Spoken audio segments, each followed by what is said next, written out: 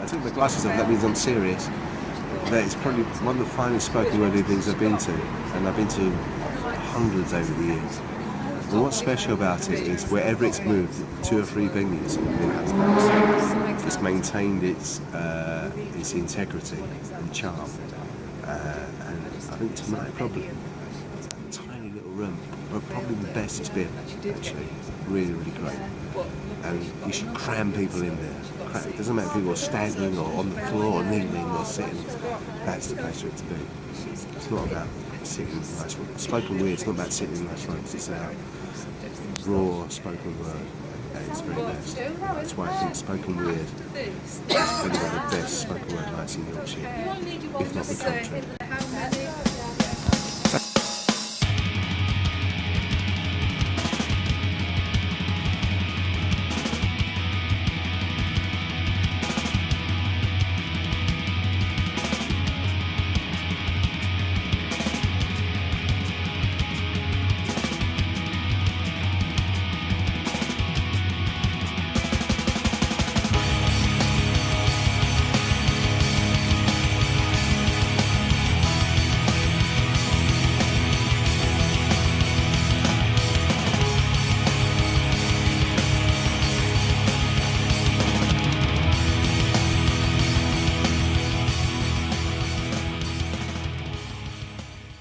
So, could you describe your work for people who don't know? Yeah, I always struggle with that one, actually. I performed at a festival a couple of weeks ago, and my stuff was described as observational ranting, which Right. I can sort of see. I guess the way I see myself mainly is that I'm just a storyteller. Really, that's how I would sum it up. Appeals to anyone. I think it's a really welcoming space. I think it's a great space for people that are used to performing. I think it's a great space for people that are just stepping into it. It's really supportive. Yeah. Awesome. Right, well, Midnight, thank you very much. Thank you. Cheers. Have your attention, please. It's 20 minutes to 8. It is September, and welcome to the first spoken word in our fabulous new venue. It's the Victorian Craft Beer Cafe, but that's a little bit of a mouthful. So if you want to start calling it VCBC, so it sounds a bit like ACDC, like I did, please feel free to do so. We've got some absolutely cracking acts for you here tonight, ladies and gentlemen. First off, I'm going to introduce to you the first 2 of our open micers. And well, it's amazing how things come full circle, because this chap was our very first headliner back when we were at the Sportsman 2 years ago. Without further ado, Mr. Kane White, ladies and gentlemen. Hey.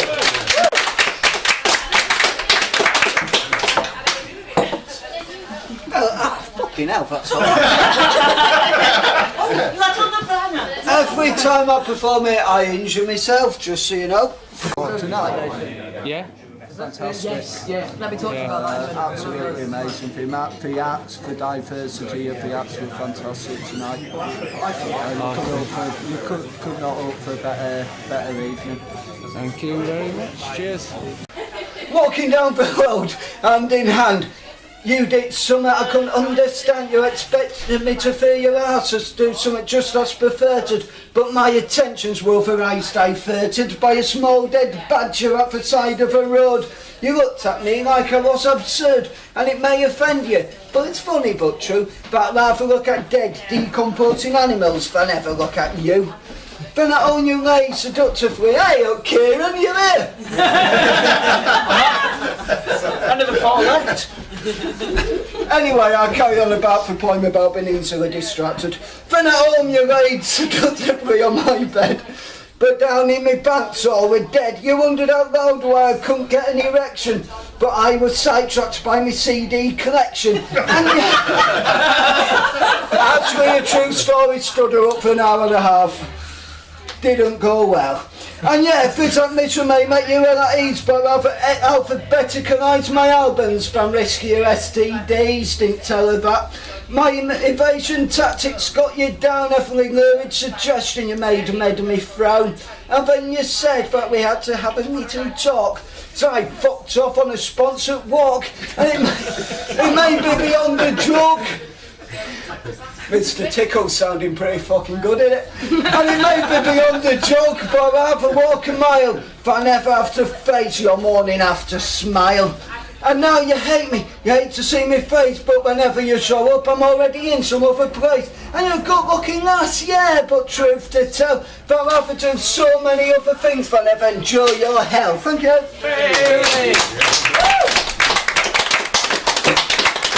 Alright, ladies and gentlemen, for our second open mic now.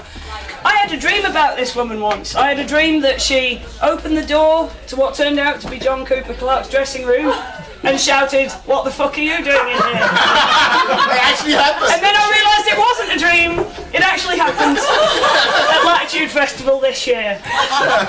She's the one-woman machine gun in poetry. She's been my Affirma Poets compadre for about a year now. Ladies and gentlemen, will you please welcome Toria fucking Garbutt. I think we're all weirdos, aren't we, us artists and poets, and I think it would just appeal to anybody, those kind of like geeky kids at school that looked a little bit different to anybody else, and you know, they're kind of like, I don't know, they never quite fit in the nightclub scene, and then they grew up and had kids and that, and now they're looking for somewhere to hang out. They don't know where to go because they never really got into nightclubbing, they only really like to smoke spliffs on their own at home. This is the place for us people to be. And anybody else, you know what, I even think it would appeal to like mainstream people too, man. I think poetry's for everybody. This is a poem about not being grateful for what you've got and wanting more of everything, which I do. It's really bad. I want to drink whiskey with John Cooper Clarke. I want to get frisky in Vondel Park. I want a new jacket and skinny jeans. I want to sling the birdie to Her Majesty the Queen. I want to tell the soldiers to stop the fucking shooting. I want to tell my sister, stop the fucking tooting. I want to tidy house in a valeted car. Really, really, really want to zig a zig. I want to buy some roller boots and do a pirouette. I want to shave my eyebrows off, get naked for a bet. I want to party hard like it's 1994 and I'm sitting up the cider on the kitchen floor. I want to drink wine. I want to fine dine. I want to do a line from time to time. Tones on tones, it's all in moderation. A little bit of Charlie Wet Wiper fucking nation. I want to wear my hair like Yasmin St. Clair. Want to see you all in your underwear. I want to do the moves on a move like Jag. I want to tell you all the truth because I'm not an Ed Blag. I want to wiggle like cock. I want to be a punk rocker. Want a little bit of coke. I want me Costa Chocamoca. I want to hold your hand. I want to be adored. I want to stop my tendencies for habitually hard. I want to be a dog that dances in the fog. I want a woolly lamb, a domesticated dog. A bird that keeps me company, a psychoactive toad. I want to be a private eye and crack a secret code. I want to tell you all the secret. I want to be a mate. I want to do a swizzle but I can't fucking skate. I want to make you happy. I want to make you proud. I want to speak the truth but I can't. I'm not allowed. I want to stop wanting more than what I've got. I want to be grateful but honestly I'm not. I want to love my neighbour. I want to stop all the fighting. I drive her like an hobnob. It ain't that exciting. I don't want any trouble so I won't go looking. I want to end my poem with a mandatory fucking.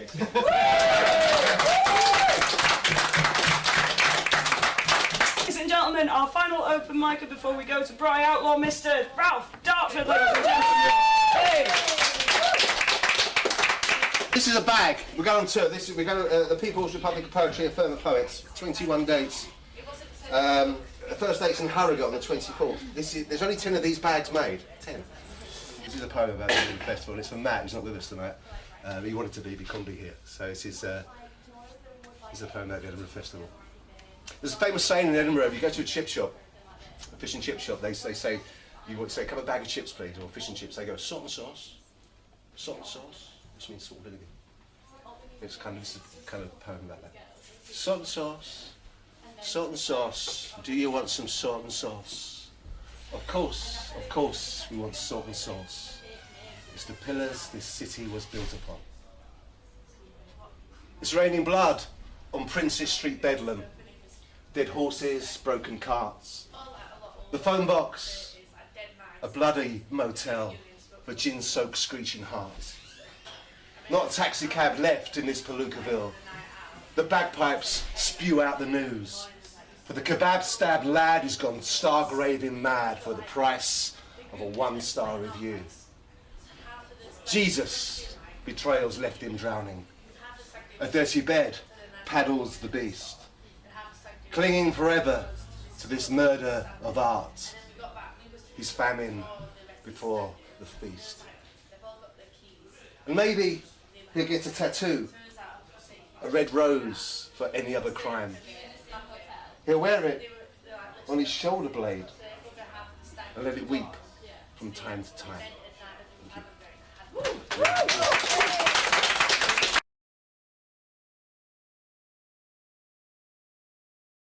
On, it's all good. Alright, ladies and gentlemen, without further ado, he's loud, he's proud, he's fantastic, he's bright outlaw, ladies and gentlemen.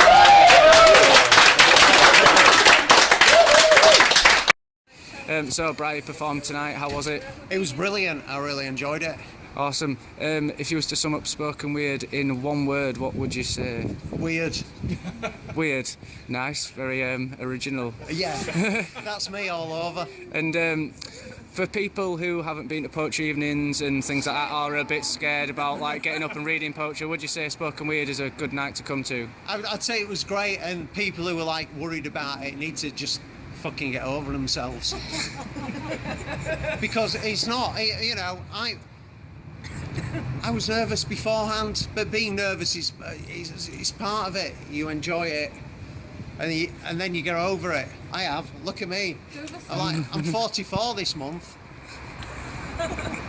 Thank you, Brian Outlaw. Wise words from a vitriolic man. No worries.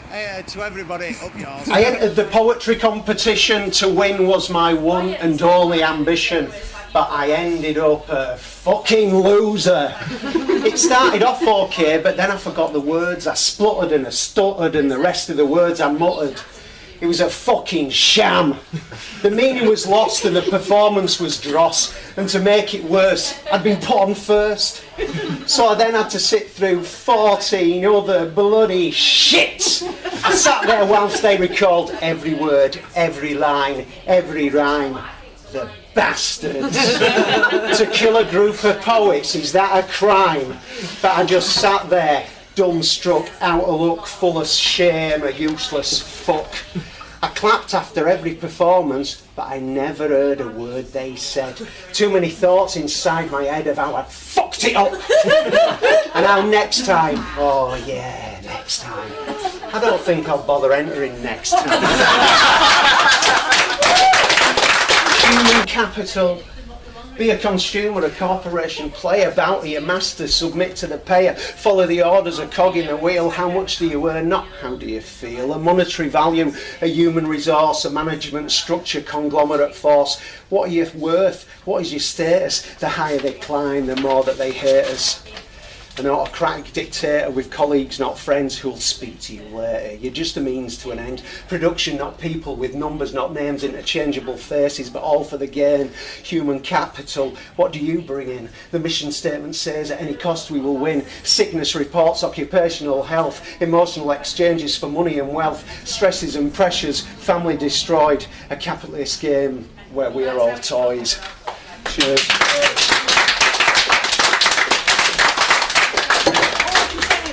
Is he's raw, he's loud, and he's a fucking Mannix fan. So if you say anything about that, I know where you live, ladies and gentlemen. Would you please welcome Mr. Carl Whiting? The ungraspable, metaphorical object. How can you touch it and feel it? Can't have no recollections, nor identifications. Can this be a disobedience within? Its own destructive relationship, disorders spiral out of control. Emotionally reclusive? Is it insecurities that lead you to cut off it? And your mind warps to contemplation. Yes, it's morning, fucked up, unable to crawl out of bed, and you've no appetite and your clothes are dirty as fuck. And you're locked inside, not ready to face a wall of the real world. And you're wandering in your underwear, waiting to receive that call. And you blink to awake. And you're awaiting for those reasons of detail, of no elaborate stories that reach to a point of a peak of life's realities. It's not quite time to sail a ship. Nobody appreciating a new face of a happy stance. It's always hard to wear. And life, it devastates us. When you're rebuilding, it's not accepting fate and the outcomes that are no longer possible. And time affects the outlook of the experience, of the equations and frustrations. Can't be vented without a visible position, and confrontations become your demons. Do you know the secret to change? And when it's discovered, leaving you bewildered in an amazement. Secrets are not so secret. Closure, was it found? Is it really fate to run aground? Thank you. Ladies and gentlemen, our second open micer, she's been a guest act here a few months ago. She was absolutely fantastic. Would you please welcome Miss Christina DeProse, ladies and gentlemen. I only started coming to spoken word things like the end of last year, something like that. And it's just like a community. Everyone's really welcoming and supportive and encouraging. So, I mean, it's obviously nerve-wracking getting up and saying something, especially if it's personal or, you know, whatever. But it always feels like a great space to just play around with stuff. And you see people who are so brilliant, it inspires you to want to be much better as well. Lucy, part 1. In youthful stupor, I fell for the wrong kind of suitor. For beauty who had nothing to do with me. For men whose manners flow like wine, for they dwell all their lives in sunshine. I made believe that I was happy, indulging their conceit so recklessly, beholding them in golden glory, from the pit or the periphery, a footnote in their story. I worshipped them divine, and passed my time among them quietly. All a wallflower ought to be, discreet, my longing like a secret seeping, clenched between my thighs, at worst, at best, a friend. All pretense and prying eyes, I kept my countenance clean and never coloured it a glance my way, never let a warm word flush my face, a white as snow ghost at the feast. I imagined all my days the same, and prayed and drained my loins of blood and purged my heart of love. Part 2. It got me anyway, forced and coarse and remorseless after too long trapped in the darkness. Now, all my fantasies are of a lover more like me, someone dreadful, to leave scorpions in my bed and my head full of stars. A face like a farce with a honey tongue and a bitter bite, someone I half despise.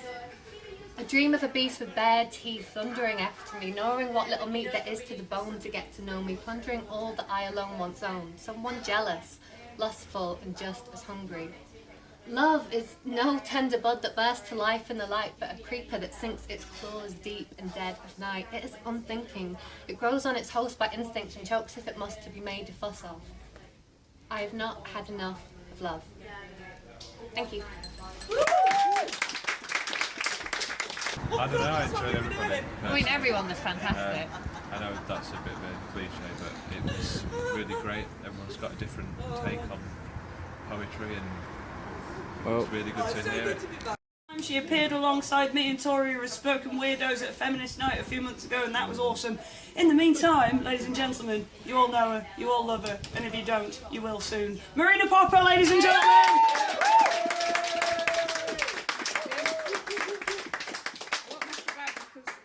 I don't know it, and it's on 10%. So I used to work in hostels in my 20s, and this is an almost true story about a place where I used to work that I'd really like to go back to, but I haven't quite got the balls to go yet. I will one day. Tired paint peels off Regency railings. Upstairs, Bob is gently wailing. You fumble for a minute, go over your lines, stub out a cig on the no smoking sign. Stone steps sag where once they stood proud, worn down, battered, broken, cowed. Anxious and sweaty, you reach for the bell, suck hard on the mint, preparing to tell why you came, why you needed to know the fate of the men that lived here long ago. A fresh-faced youth looks a little harassed, checks out your story, allows you to pass. Oh, Jesus, that smell. It's not one you can miss. Dettol's and dishcloths, stale pizza and piss. With a hint of Febreze, an attempt to put right all the long days of drinking and chain-smoking nights. and those hollow-eyed men and their faraway smiles. You don't notice so much when you've been there a while. What did you expect?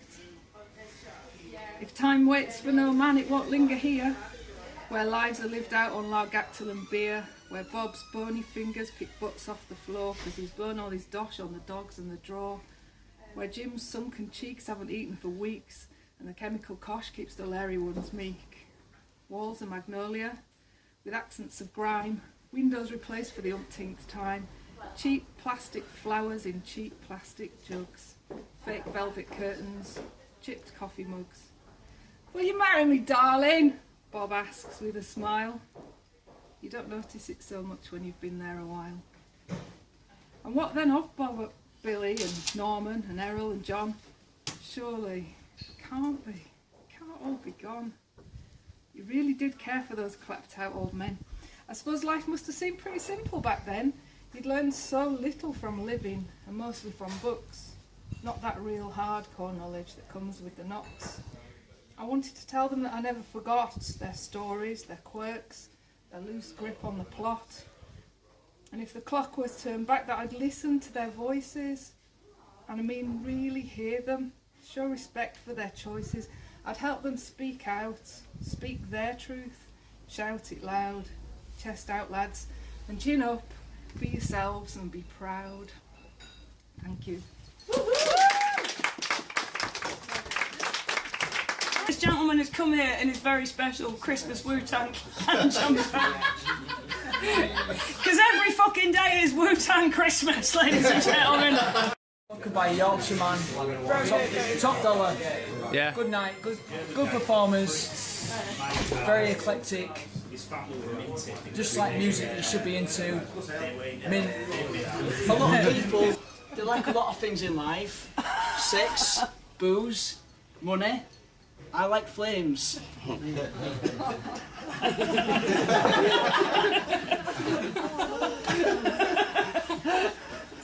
This is dedicated to my workplace. This is Confessions of a Pyromaniac. I like to play on matches. I like to see some burn. People think I'm tapped in the head, but when they're gonna learn? The smell of fresh turpentine is a smell love to taste, so please give me your stuff to burn, don't let them go to waste. Now some people like sex, and others like to steal, but the only thing I like to see naked is a flame because I believe it's got sex appeal. So if you see me on the streets, don't look at me smart smug. Because I'll burn your fucking house down! Certified firebug. Thank you, good night. Okay, our second main act for the night. This guy I've had the pleasure of performing alongside him a fair few times. He will also be with us on the People's Republic of Poetry. That's #ProPoetry. I'm sorry, I've just started doing this Twitter lark and it fills me with a deep sense of #despair. Without further ado, one of the finest poets I've ever performed alongside, Mr. Greg White! This is one of my newest poems. It was for a project which I'm writing for Helen Moore. It's called Leeds to Leeds. And I wrote this poem called City of Scars. No place for me in your heart. For years, I've kept this suburb a part of the city we never shared. Its buildings unremarkable, pared back low. It's rare I'll go into that arcade where you had your business and I made love to you. You could argue I'm scared at scratching at scars, reopening wounds, undoing the dressings looped around youth when we tore our days from the clocks, wore our passions grand as mansion blocks, and I never believed it would stop. Our 20s, that dense core, always under construction, the traffic one way, yours. An extravagant skyline, serrated, a saw. 20 years out, it's all verges, hedges, gentle bends and roundabout after roundabout, so many dead ends and dwindled lanes, but now and then I'm drawn to those cicatrized streets, the Leeds we knew, to run my heart over the scab of you.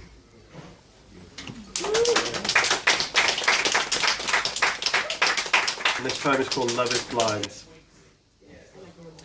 The blinds were Venetian. Their pale wooden slats didn't darken our room, but transmuted the gloom to a caramel hue, whatever the season. When I lay with you, I'd skew them, so we couldn't be seen, so what passed between us wasn't on view.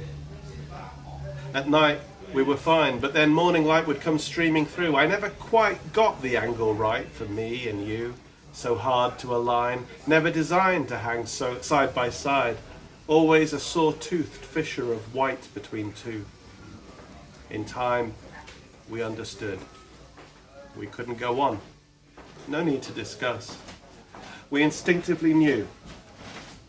It was curtains for us! Okay, we've had shitting, we've had pubes, we've had bongs. Oh, not all of those actually, but we've had them through the form of poetry. We'll now have a 10-minute break, ladies and gentlemen. Go and recharge it. Sorry, who just complained about how long the rate was? It was really good. There was something for everyone, whether you like sort of bit of dark poetry or humour. It was really good. It's a fantastic night and everyone should be coming to it. We're into the third of the night, ladies and gents. It's been an absolute pleasure having you all. Before I present our final and main act of the night, I'm going to do one of my poems for you just to put you through some fucking misery. One step left and one step right, cigarette down, the dance of 1,000 losers.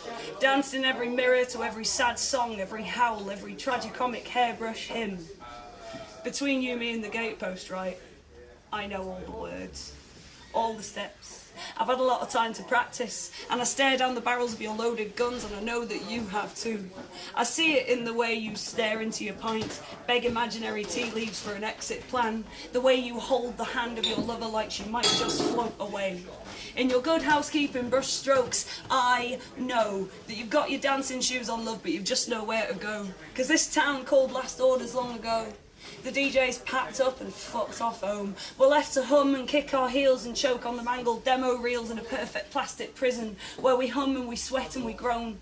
But you never really dance the dance of 1,000 losers on your own. You'll see it in the way she swigs her pint, in the way he hangs on your every word like it might just float away. In your good housekeeping brush strokes and in my anime strokes, you'll know that you are not alone. Thank you.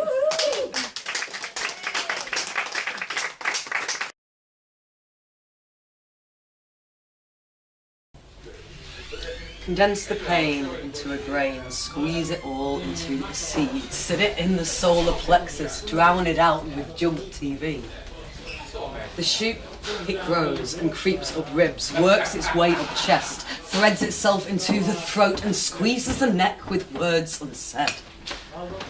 Yes, it will climb up the ribs. It will burrow through chest. It will seep through the skin and reside in the lungs. It will steal your mind. It will colour your eyes. It will shoot through the heart and hurt.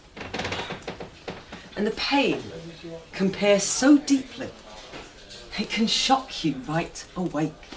And instead of looking at the ground, you're looking around and you can't retake the break. And you're not sure if you want to. Because the people begging on the floor, you're beginning to catch their eyes.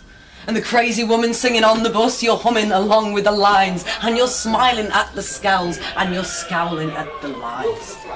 And all the ways you took for granted, seeming strange and twisted now.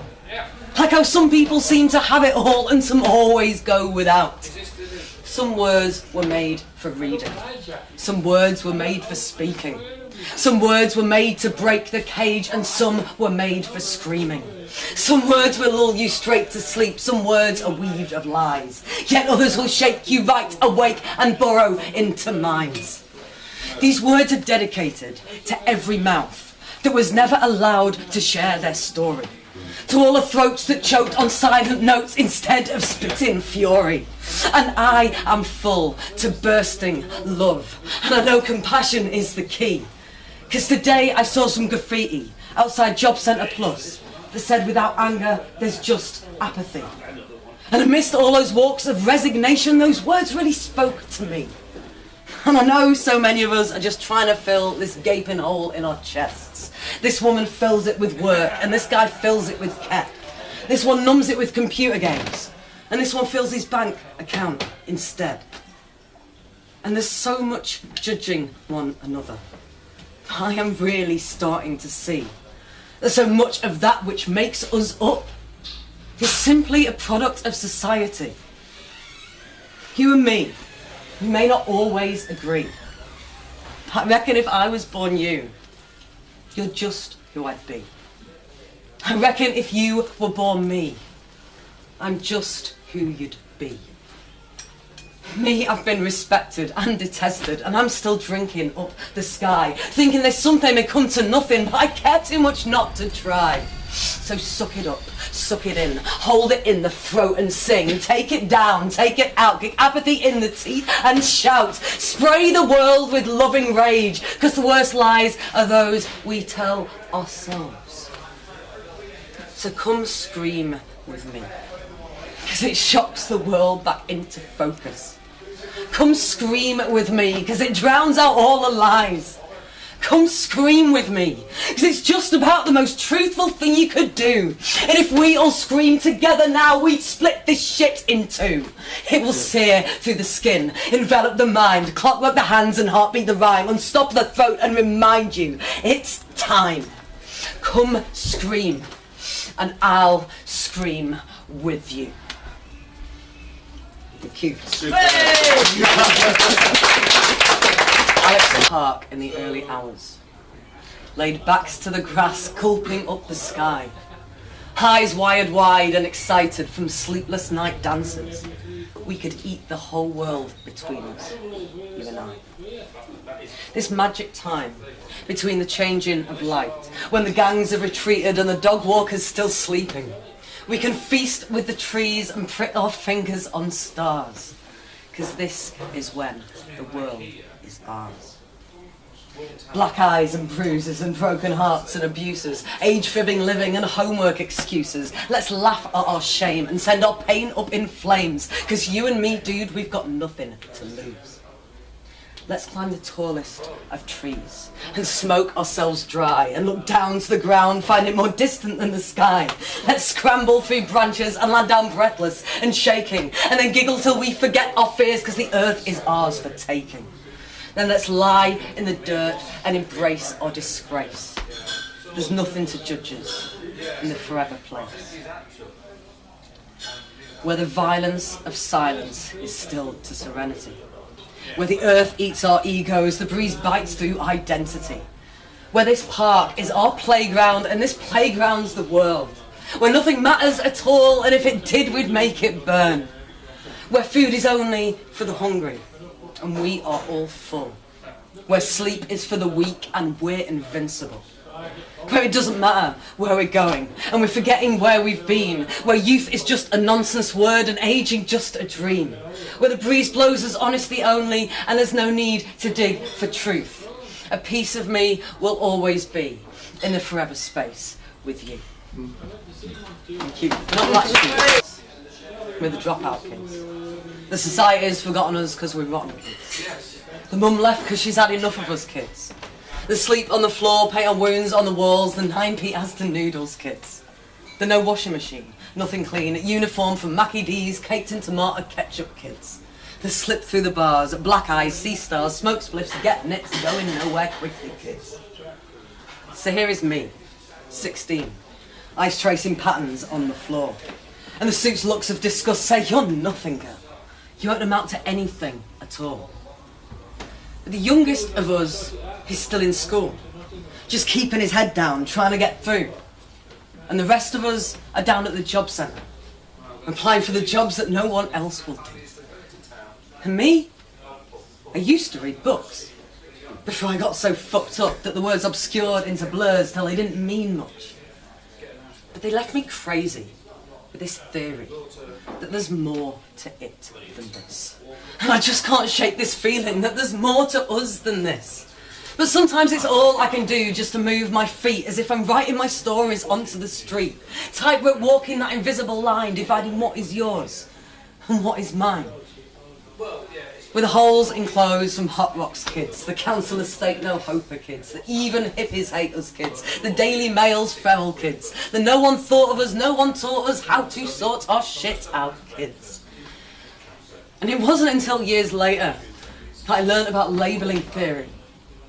Call someone worthless, and they will be. And I know I know. We're not easy to be around. We're screwed up, emotionally fucked, rendered faulty, known to disrupt, and we don't relate, because if we did, we might break. We're trying to hold on to all our bits, kids. And like fending for our own shit, kids. But I got out. I grew up. I went back to school, I learnt some stuff, I sleep in a bed, I even own a goddamn juicer. For fuck's sake. Seriously. But no matter how hard I run from it, I just can't leave behind that kid. This kid that can't have relationships because it brings up all the abandonment shit. This kid that can't trust anyone, who wears her scars like join the dots, who sees an end at every bend, who protects her food like a starving dog. And I am still, not always, all that easy to be around. But I don't walk around blind and broken. I walk around broken with my eyes wide open. And the hairline cracks that spread through me are filled with all sorts of gorgeous things. Like love and anger. I just tell stories. I don't have all the answers. And I know the truth ain't always pretty, but there's always beauty when you tell it. So this one's for the latchkey kids, the dropout kids, the rotten kids. This one's for the unemployed, the broken, the hopeless, the treated like shit. This one's for the kid I was, the kid I am, and the kids we were. And if she was stood in front of me right now, I'd just have one thing to say to her.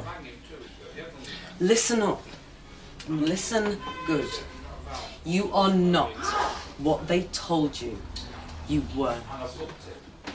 Thank you. Intimate relationships, really. I remember that time now, baby. I caught you in bed with my best friend. Those bedroom gymnastic moves you never offered to me, so I knew that it had to end. Though deep inside I didn't really like you, and all our loving it was kind of a bore. You know you broke my heart, caught with your legs apart. Oh babe, I just can't take anymore, so I'm never falling in love again. I'm so tired of the love that I've lost. No, I'm never falling in love again, just because it's not worth it. I remember that time with my